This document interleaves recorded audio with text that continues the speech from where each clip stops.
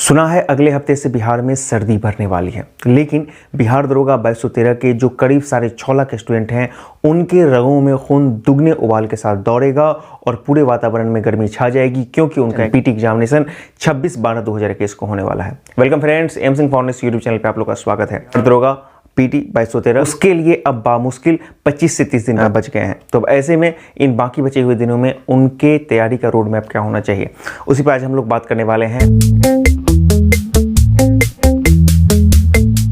आपको पता है कि एग्जामिनेशन कब है, तो 26/12/2021 को है एंड काउंटडाउन है जस्ट स्टार्टेड। सबसे पहली बात हम लोग कर लेते हैं सिलेबस और बुक।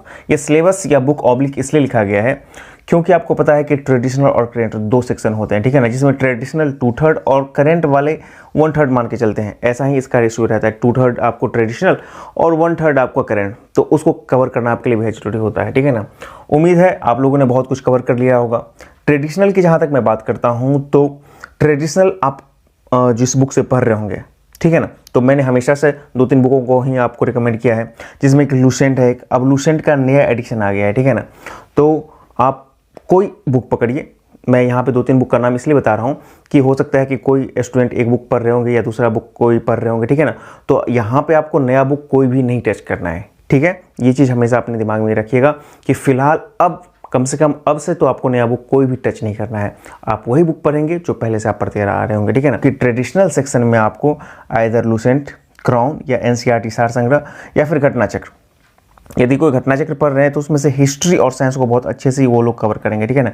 घटना चक्र का हिस्ट्री और साइंस, ये सारे के सारे एक ही बुक हो गए, एक ही टाइप के बुक हो गए, टाइप्स ऑफ बुक एक ही हो गए ट्रेडिशनल के लिए। तो आप इसमें से किसी को भी फॉलो करते हैं तो उसको आप अच्छे से एक बार अच्छे से कवर कर लीजिए, ठीक है ना।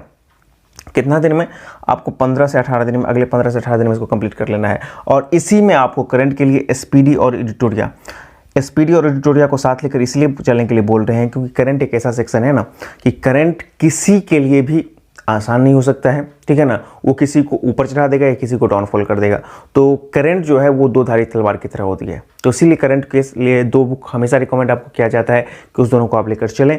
और ऑनलाइन यदि आप कोई देख रहे हैं क्लासेस यूट्यूब वगैरह, तो उसको भी आप देखते रहें। तो ये हो गया आपका सिलेबस और बुक। ये ट्रेडिशनल और करंट का एक बार कंप्लीट सिलेबस नेक्स्ट 15 से 18 दिन में आपको कर जाना है, ठीक है ना, क्योंकि फिर आपको रिवीजन भी करना है, इसमें प्रैक्टिस भी मारना है और उसके बाद आपको इंपॉर्टेंट टॉपिक को भी। यहाँ पे मैंने 2-3 बुक का नाम बताया है, जिस बुक को भी आप कवर कर रहे हैं उसी को फॉलो कीजिए, इसलिए मैंने। और ये सारे के सारे एक ही टाइप्स बुक है। अब ये मत समझिएगा कि लूसेंट अलग पढ़ना है, क्राउन अलग पढ़ना है, एनसीईआरटी अलग पढ़ना है, घटना चक्र सार संग्रह अलग पढ़ना है, नहीं, अब वो समय खत्म हो चुका है, ठीक है ना। हाँ, कोई टॉपिक लगता है कि आपको किसी बुक में कम पढ़ रहा है तो उस टॉपिक को आप देख सकते हैं दूसरे बुक से, ठीक है ना, लेकिन अब किसी एक ही बुक को लेकर आगे चलना है, उसी को कवर करना है, ठीक है ना। अब बहुत ज़्यादा नहीं आगे इधर उधर भागना है।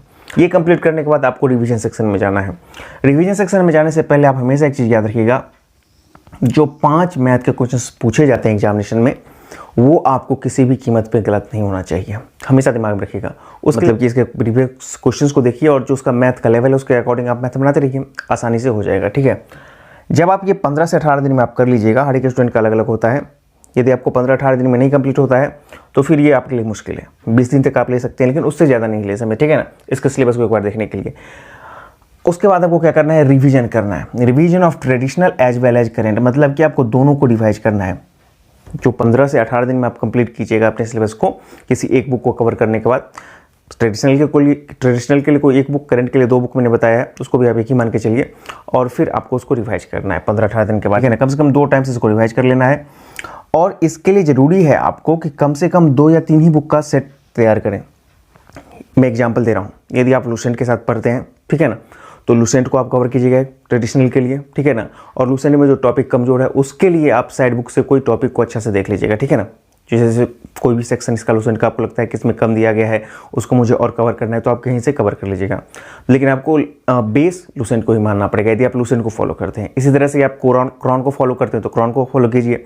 आइदर आप एनसीईआरटी सार संग्रह करते हैं तो उसको, या फिर आप घटना चक्र को करते हैं तो उसको कीजिए, लेकिन आपको किसी को अब एक ही बुक को लेकर चलना है। अब बहुत ज़्यादा बुक में पढ़िएगा तो आप बिल्कुल फेड आउट हो जाएगा। जो लोग लूसेंट के फॉलो करते आ रहे हैं वो जान लें कि लूसेंट का लेटेस्ट एडिशन आ गया है। करंट का मैंने बता दिया कि एसपीडी और एडिटोरिया, उसको उसको आप फॉलो करते चलो। 2 बुक आपके पास सेट हो गया, ठीक है ना। और तीसरा बुक आपके पास अटैचमेंट होगा, जो कमियां होंगी वो बाकी के बुक से आप लोग देख लेंगे। वो करना है जो कि अगले आपको 15 दिन मैं मान के चलता हूँ, 2 दिन 3 दिन एक्स्ट्रा आप ले लीजिए, उसमें आपको ख़त्म कर लेना है और फिर इसका रिवाइज करना है, 2 से 3 बार इसका रिवाइज करना है, ठीक है ना। जब ये आप काम कर लेते हैं तब आपको आना है प्रैक्टिस सेट पर, ठीक है।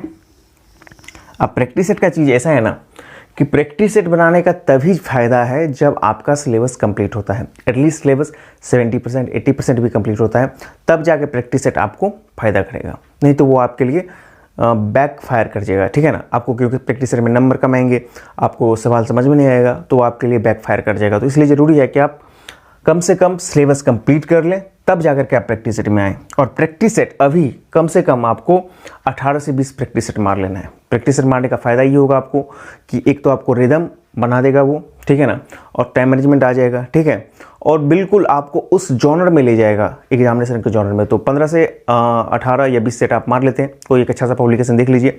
पब्लिकेशन की बात कीजिएगा प्रैक्टिस सेट का, तो मार्केट में अभी रुकमणी प्लेटफॉर्म का वॉल्यूम 4 है, बहुत अच्छी बुक है प्रैक्टिस सेट के मामले में, उसको आप देख सकते हैं। या फिर एडिटोरिया का आने वाला है, उसको आप देख सकते हैं, या हो सकता है अभी क्या होगा नया वाला, कोई भी आप देखें उसको आप बना लीजिएगा, 15 से 20 सेट बना लीजिएगा। अभी आगे आने वाले दिनों में अल्टरनेट करके बनाइए या रेगुलर बनाइए, वो आप पर डिपेंड करता है। लेकिन सबसे पहले सिलेबस को कंप्लीट करें, कम से कम 50% 60% 70% कंप्लीट करते जाएँ और अब बनाते जाएँ, ठीक है ना। ये हमेशा ध्यान में रखिएगा। या फिर दोनों का पैरेलल लेकर चल सकते हैं, इधर आप सिलेबस भी कंप्लीट करें और उधर आप उसको भी बनाते चलें, तो उसका तब फायदा होगा, ठीक है ना। सिर्फ प्रैक्टिस सेट मारने से आपको फायदा नहीं होने वाला जब तक आपका सिलेबस पर पकड़ नहीं रहेगा। ये आपको कर लेना है। प्रैक्टिस सेट के साथ ही साथ आपको एक काम और अच्छे से करना है कि प्रीवियस ईयर के जितने भी पीटी या मेंस के क्वेश्चंस हैं, क्वेश्चन पेपर हैं, उन सब को आपको बना लेना है। आइदर आप 2018 से शुरू करें, जो 17 वाला दरोगा है उसका पीटी मेंस का क्वेश्चन यदि आपके पास अवेलेबल है पीडीएफ फॉर्मेट में, उसको बनाएं। यदि वो अवेलेबल नहीं है तो अभी प्लेटफॉर्म रुकमणी में आपको 2019 के बाद से जितना भी पीटी मेंस हुआ एग्जामिनेशन बीपीएसएससी के द्वारा, उस सब का आपको दिया गया है, तो उस सब को भी आप बना लेंगे। उसको भी आप प्रैक्टिस सेट के पैरेलल ही बनाकर चलेंगे, ठीक है ना, क्योंकि वो 6-7 आप यदि बना लेते हैं जो क्वेश्चंस बैंक है, तो आपको बिल्कुल एक क्लियर आइडिया आ जाएगा कि उसका पैटर्न क्या है, बीपीएसएससी का एग्जामिनेशन में क्वेश्चन पूछने का कहाँ पर बदलाव होता है, किस तरह का वेरिएशन आता है, ये सब के सब आपको पता चल जाएगा। आप ये भी देखिएगा कि बीपीएसएससी के पीटी और मेंस में हर बार 5 से 10 क्वेश्चन बिल्कुल नया पूछता है, तो वो क्वेश्चंस आपको कभी इफेक्ट नहीं करेगा। जब आपके इधर ट्रेडिशनल और करंट वाले सेक्शन थोड़े अच्छे रहेंगे, तो वो 5 क्वेश्चंस या 10 क्वेश्चंस आप इजी वे में करके निकल जाएगा। वो किसी को पता नहीं होता है, उसमें मैक्सिमम लोग तुक्का ही मारते हैं और सही भी होता है, ठीक है ना। तो वो सब चीज़ आपको कब समझ में आएगा, जब आप जो उसके प्रीवियस ईयर के क्वेश्चन पेपर है उसको भी बना लीजिएगा। और ये सब आपको करना है इसी अगले 15 दिन में, जब आप ट्रेडिशनल और करंट को खत्म कर लीजिएगा, उसके बाद बचे जो दिन है उसमें या उससे पहले भी आपको कर लेना है, ठीक है ना। जब आपने सिलेबस खत्म कर लिया, ट्रेडिशनल और करंट का सेट भी लगातार मारते चले आ रहे हैं, उसके बीच बीच में आपको कुछ टॉपिक्स को बहुत अच्छे से कवर करना है। एक चीज़ हमेशा ध्यान रखिएगा, जो टॉपिक या जो चैप्टर आपका स्ट्रांग है उसको और स्ट्रांग कर लीजिए, और जो टॉपिक या चैप्टर आपका कमज़ोर है उसको इतना मेहनत करके कम से कम एवरेज लेवल पे लाइए ताकि वो आपको डुबाए नहीं। ये चीज़ हमेशा याद रखिएगा, ठीक है ना। अंतिम समय में आपका जो स्ट्रांग पॉइंट है उसको नहीं छोड़ना है, और जो वीक पॉइंट है उसको धीरे धीरे करके स्ट्रॉन्ग करके कम से कम एवरेज लेवल पे ले आना है। तो इसीलिए आपका जो स्ट्रॉन्ग टॉपिक है उसको स्ट्रॉन्ग कर लेना है, और जो कमजोर है उसको थोड़ा सा लेवल में ले आना है ताकि ये एग्जामिनेशन आपका इफेक्ट नहीं हो। इंपॉर्टेंट टॉपिक में जो I++ है, I+3 है, उसके अकॉर्डिंग आपको हिस्ट्री बहुत इंपॉर्टेंट हो जाता है, जिसमें कि तीनों हिस्ट्री आ जाएगा। उसके बाद साइंस में आपको फिजिक्स और बायोलॉजी इंपॉर्टेंट है, उसके बाद केमिस्ट्री भी इंपॉर्टेंट है, साइंस हो जाएगा। करंट तो आपको रेगुलरली पढ़ते ही जाना है, और करंट के बारे में यहाँ पे देख लीजिए, मैंने कहा है करंट विल मेक डिफरेंस। जी हाँ, एवरेज 25 क्वेश्चन आप मान के चलें और ये डिफरेंस पैदा करेगा। करंट किसी को उठा देगा या किसी को डुबा देगा, ठीक है ना। यदि आपको 25 एवरेज मान के करंट क्वेश्चन चलते हैं और उसमें से आपको 18-20 भी सही हो जाता है, 15 से प्लस भी सही होता है, फिर भी आपके रिजल्ट लिख कर रखे हुए हैं, और 18-20 सही होता है तो समझिए आपका तो मार्क बहुत अच्छा रहेगा। तो करंट को भी आपको साथ मिलकर हमेशा चलना है। हिस्ट्री का सारा पोर्शन हो गया, साइंस को बहुत अच्छे से करना है, करंट को लेकर चलना है, और पॉलिटी को चलना है। तो ये हो गया I3+ कैटेगरी मैंने कर दिया है कि इंपॉर्टेंट टॉपिक और चैप्टर कौन है, इसको आपको करना है। फिर I2+ यानी कि इंपॉर्टेंट प्लस में आपको आया जाएगा भारत का भूगोल, जिसमें कि भारत का भूगोल में नदी का हो गया, उद्यान हो गया, राष्ट्रीय उद्यान, ये सब वगैरह हो गया, इसको कर लेना है। और एक और है पर्यावरण एवं पारिस्थितिकी, इसको भी अच्छे से कर लेना है, ठीक है ना। जो है टॉपिक आई प्लस टॉपिक वाले में, इंपॉर्टेंट प्लस टॉपिक वाले में, उसमें कौन सा आ जाएगा, तो इकोनॉमिक्स आ जाएगा, विश्व भूगोल आ जाएगा, साइंस टेक। अब साइंस टेक जो भी होगा ना, पुराना साइंस टेक तो आपको देखना है, ये जो ट्रेडिशनल है, और उसको करंट से जोड़कर अब उस साइंस टेक में, जैसे कि कहीं पर मिसाइल परीक्षण हो रहा है, भारत ने कहीं रक्षा समझौता किया, इन तरह की चीज़ों को आपको देख लेना है। तो करंट जो साइंस टेक में और रक्षा प्रौद्योगिकी में जो कुछ परिवर्तन आ रहे हैं उसको आपको देख लेना है। अंतिम 5 दिन जो है वो सिर्फ और सिर्फ ट्रेडिशनल और जो आपका मतलब कि आपने जितना कंप्लीट किया होगा इंपॉर्टेंट टॉपिक को और करंट को, बस उसी को देखते रहना, उसके बाद कुछ नहीं करना है। और अंतिम 1-2 दिन तो बिल्कुल पढ़ाई बंद कर देना है। ये आपका मेन मोटो होना चाहिए, ठीक है ना। ये तो आप सोचे ही नहीं कि आपका एग्जामिनेशन नहीं निकल रहा है। हमेशा अपने आप में दिमाग में एक बात रखें कि आपका एग्जामिनेशन निकल रहा है और 100% निकल रहा है।